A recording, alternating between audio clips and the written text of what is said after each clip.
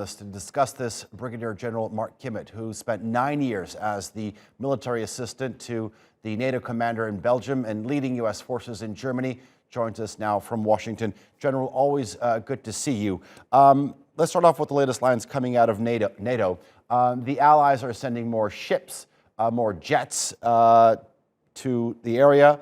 The aim is, quote, enhanced deterrence and defense of Eastern Europe.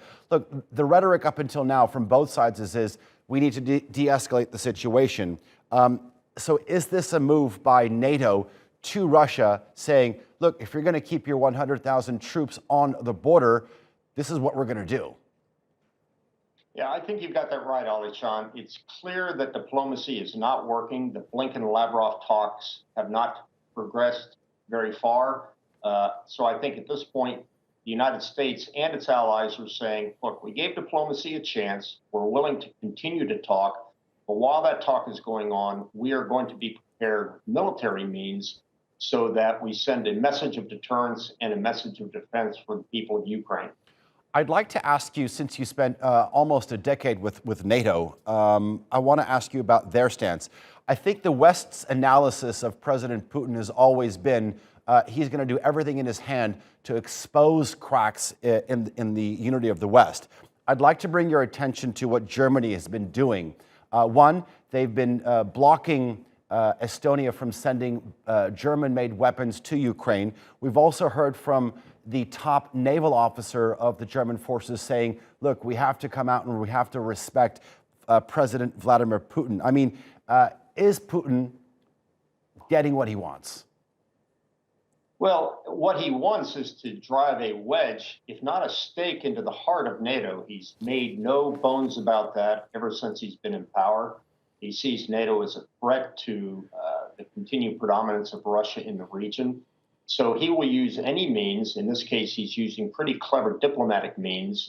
And for Germany, that means the Nord Stream 2 pipeline, to try to drive that wedge and demonstrate that NATO is not willing to maintain the security of its member nations inside of Europe. The United States, obviously the biggest force within NATO, the driving force there in that alliance. Looking at the comments that we've heard from Secretary of State Antony Blinken for the past 2 weeks, it's a little bit different than what we've been hearing from President Biden lately. He said that it's one thing if it's a minor incursion and then we end up having to fight about it, about what to do and what not to do. How serious is the United States when it comes to standing up against President Putin?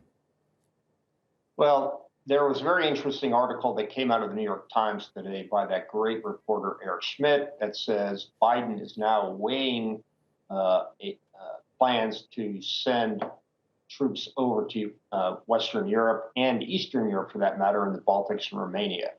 One wonders if that's simply an attempt by President Biden to gauge public opinion, whether they're willing to put Americans on the ground against Russia, or if he's serious about this. I suspect it's the former and not the latter. I don't think there's an American that says they are willing to send their sons or daughters over to Europe to fight and die for Ukraine. Let me ask you, frankly, how do you see this playing out? What are the next steps over the next several weeks? Well, over the next several weeks, we have a very important event unrelated to this on the ground, which is the Beijing Olympics. Nobody expects President Putin to try to interrupt or overshadow those Olympics for their ally China.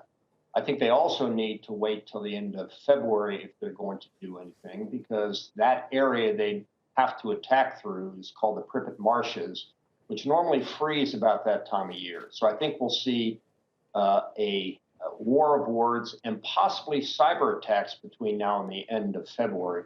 But if he's going to send tanks and artillery into the region or into Ukraine, he's going to wait till the end of the month. Okay. General Mark Kimmitt, always a pleasure having you on the NewsHour. I do appreciate your analysis. Thank you.